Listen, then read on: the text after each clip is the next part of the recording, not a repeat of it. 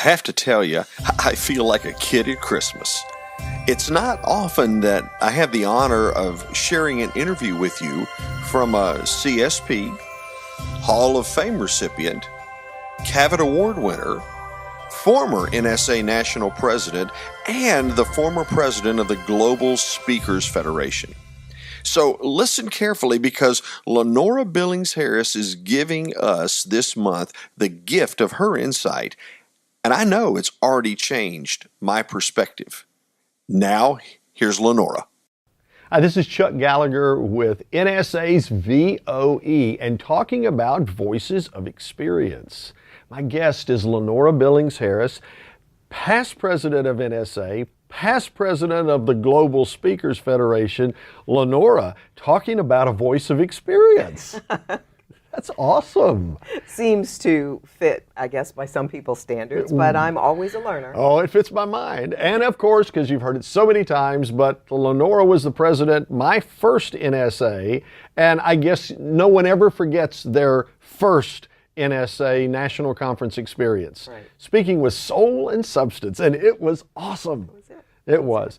So I have a question, because you talk about diversity and inclusion, and it would appear in today's world, when there's what I'm going to refer to as a heightened level of sensitivity, that there are minefields everywhere that we could inadvertently fall in and not realize we stepped on it. What do we need to know as speakers that will keep us from blowing up in those minefields? Yes, great question. I get asked that type of question often, not quite that eloquently, but aren't you nice? I do get asked that question often. And here's the thing. There's a heightened level of sensitivity. There's also a heightened level of empowerment. And so there are folks who think it's okay to say certain things that even 10 or 15 years ago, even 5 years ago, we would have thought, no, you shouldn't do that. From a speaker perspective, what you always want to consider is, if I say this, whatever this is, whatever the reference is, if I say this, how much of my audience might I lose in that moment? And how might that impact the meeting planner? Will they invite me back or not? So if you think you shouldn't say something, you don't even need to go out and test it. Don't go ask somebody who's in that group, because they only can speak from their experience. If you're not sure you should say it, don't say it. Just use something else. The additional thing, I believe, that I invite speakers to do more frequently, let's put it that way, is after you have put your presentation together, you've got everything really tight, or at least you think you do. And of course you're going to do spell check for any text, right? And you're going to look at the graphics to make sure they're just in the right place on Prezi or PowerPoint or whatever. Then you need to go back and do a diversity check. And I do mean that seriously, is go back and look at all of your materials and ask yourself, if I use quotes, do I have quotes from younger people, older people, women, men, people of different ethnicities? Now, I'm not saying you need to use one of each, but just make sure you're not using the same type of quote all the time if you use quotes. So that would be one example. Okay. Because the question I get asked is, well, my topic is not diversity, so why should I care? Well, the thing is, your clients are sensitive to diversity. Actually, they're sensitive to inclusion. They're sensitive to whether or not this speaker is going to reflect our culture or what we aspire to be. And since we're getting paid to be there, we're at risk anyway, or at least the people who bring us in feel that they are at risk. So if we really want to make them happy and also get our message across so that people remember it, then what we can do in that diversity check is to ask ourselves, are we representing that culture?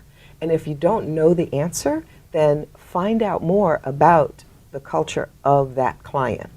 And generically, just on a regular basis, I mean, I have, like I presume most of us do, have a list of graphics that are royalty-free and all of that Sure. we use. Then go look at all those graphics, even if it's not in a program yet. Just go look at them. And do you have men and women? Do you have people who use wheelchairs? Do you have somebody that's using a cane? because with the graphics, it needs to be that visible diversity, even though we know folks have all different kinds of diversity. And again, our clients are expecting it. I'll tell you this just happened to me this week. I mean, the presentation was earlier this week. When I was doing my research with the client, and many of our clients these days want to see our PowerPoints ahead of time. Absolutely. And many of us as NSA members don't wish to send them out ahead of time. I always ask the question, so why do you need it? What are you looking for? And do you need the PowerPoints, or do you just need PDF? And they said, well, because we need to make sure that if you use videos, for example, and I do use a couple of videos, that they have captions, because we want to make sure they're closed captions, in addition to having people who are signing and that kind of thing. So for those videos that many of our speakers capture using snippets from movies and what have you, just know that maybe your client isn't expecting it, but if you have it, they know that you are on the top of your game, that you are connecting to the relevancy of today, and that sets you apart from other speakers that come in and just do their thing, and they're not doing anything that necessarily reflects the populations that we talk to or talk with today.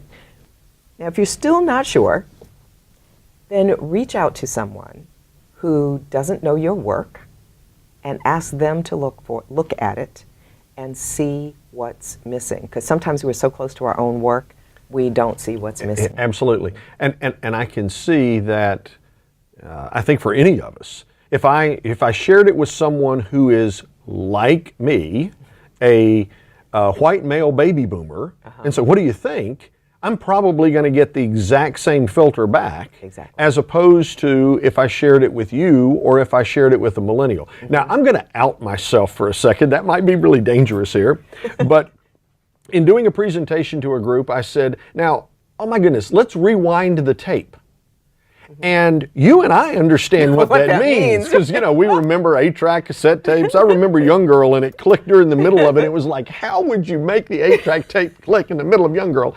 And most people are like, what is he talking about? And I looked at some of the folks and I said, okay, now I understand you don't know what tape is. You're thinking of Scotch tape. So let me go backwards a bit, and I restated it in a way that they could understand. But it also said to me, I just dated me, and either I played it well and could have fun with dating me, since I'm clearly a white male baby boomer, or I really need to rethink my phraseology so that I don't ever do that to begin with. Opinion? No, so here's the thing. If you overscript those kinds of things too much, you're now not being authentic.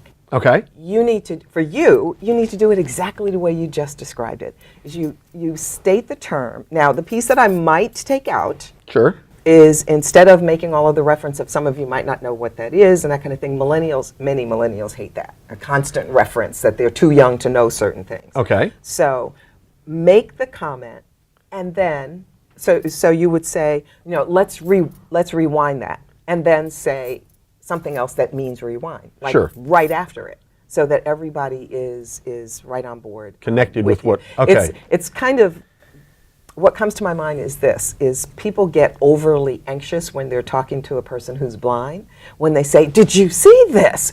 Or, do you see what I mean? Well, a blind person gets it, that it's just the way that we speak. They're not offended. Right. So don't over-script yourself, but you do want to be aware and careful about terms that you use that most of the audience may not understand.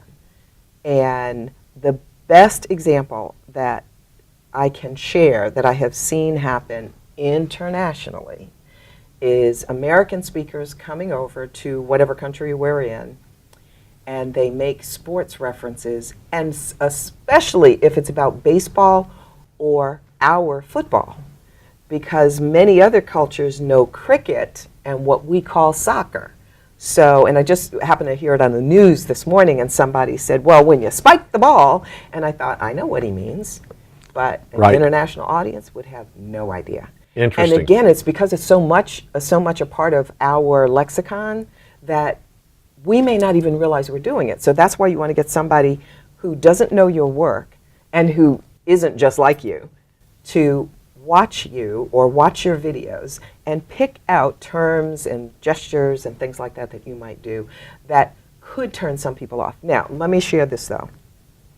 I know that many people will say, you know, that's just overkill. I am tired of the D word, diversity, and I, and bias. I'm tired of all of that. I just want to do my thing. And certainly you can just go do your thing. I've been in this business for 33 years. Now, of course, my focus is diversity and inclusion 24/7. However, I have seen speakers die on the platform, not literally. That's good. You know, figuratively die on the platform when I'm sitting next to a meeting planner or a speaker bureau agent who then crosses their name off.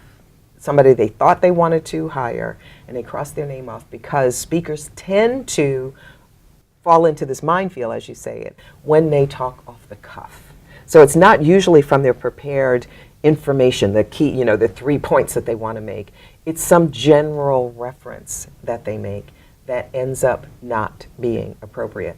And because of the overall environment that we live in, our clients are even more highly sensitive to those things. Again, because they're paying money for us to come in, we are somewhat of a risk, if you know, that's a risk to their reputation, and they're busy trying to create this inclusive environment, and then you have a speaker where none of their slides reflected the audience members, they weren't using any terms, jargon, that kind of thing of the audience. So there's research that needs to go into it. I make a point when people use the term public speaker and they say, well, I'm a public speaker.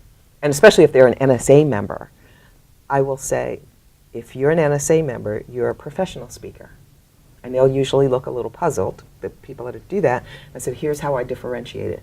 Professional speakers really work at not just their story. Now, there are some public speakers who are fabulous and who get paid. But if we are saying we're a professional speaker, that means we're going to take the time to do the research, to understand our clients, so that we fit like a glove, not pretending that we work, you know, in the organization, but that when we go off the stage, people are not thinking about the faux pas we just made. They're wondering what it was about Chuck that made me lean in. I just wanted to hear his every word. And the answer to that question is what you did when you do some of these things that I'm describing, is you spoke to me because they were very subtle, often nonverbal things that made me know you know me. One other quick thing I want to share because I just happened to see it. Our president, and probably by the time the viewers see this, this will be our past president, Brian Walter, came in to briefly welcome and speak to the folks at the Cavett Institute. And he asked a question, and a young man sitting right in the front answered the question, and from the platform, Brian said, "And what's your name?" Well, the person happened to be an Asian person. I was far enough away to not be able to hear his name clearly, but it was clearly not an Anglo name. And so at first, what Brian did, because he uses humor well, he said, "Oh, well, Bob." And he laughed, and so did the audience, because everybody knew that wasn't his name. And then Brian came off the platform, walked over to the gentleman and said, "Okay, before I go on, tell me again what your name is," and gave direct eye contact. And the young man said his name, and then Brian said it correctly. That's what you're supposed to do, to honor your audience members, to honor those people that may be different than you.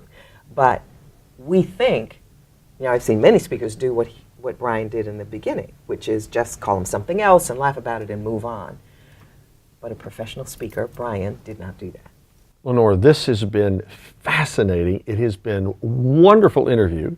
And so I am thrilled to have you as my guest on VOE. I am thrilled that you were the president when I came into NSA. That makes an incredible bond. And again, thank you for the very clear direction that you've given us. It's been awesome. My pleasure. Thanks so much for inviting me, Chuck.